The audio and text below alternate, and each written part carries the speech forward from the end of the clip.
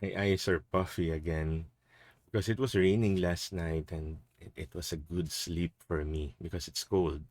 I mean, if you're living in the Philippines, you probably know that rain is welcome here in this season because it's so hot, and the cold that the rain brings is definitely welcome. And of course, I woke up to a cold morning, and of course, what goes perfectly with cold morning, hot coffee, right? I mean, you, you just have to drink coffee in the morning. It's automatic, right? It's obvious. Well, it's the same with the gospel today. Jesus did something obvious, and people picked up on it. Um, some people brought him a paralytic, and he healed him because of the paralytic's friends. But notice what the words that he used: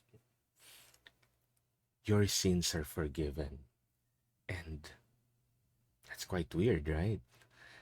But the Pharisees get it. It's like the coffee in the morning that's automatic. When you forgive sins, it's automatic. You are claiming to be God because no one else can forgive sins except God.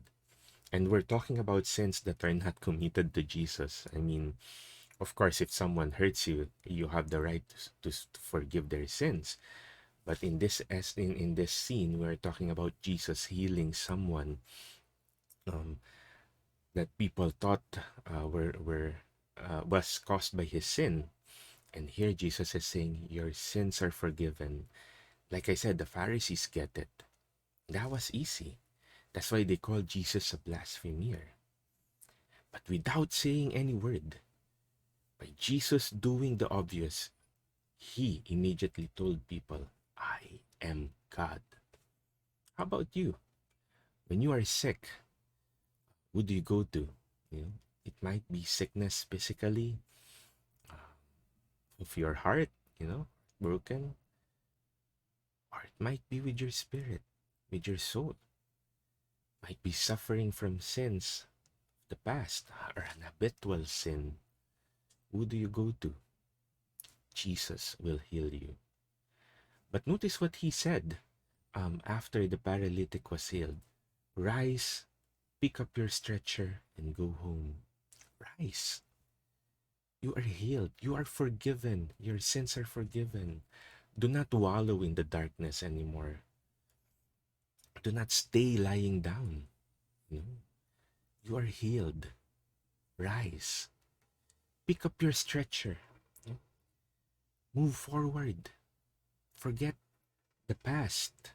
But of course, learn from it. Do not live in the past. Don't keep lying down. Don't be tempted by going back. Pick up your stretcher. Move forward. Decide to do so. Jesus cannot do that for you. And finally, go home. Be bound for heaven. We are meant for heaven, and let's make sure we get to heaven. And again, without stating it directly, Jesus teaches us: rise, pick up your stretcher, and go home. That's automatic. Why don't we go on this journey together? Jesus is healing me. I want to pick up the pieces and move forward, and I want to get to heaven. Let's all pray to see each other there.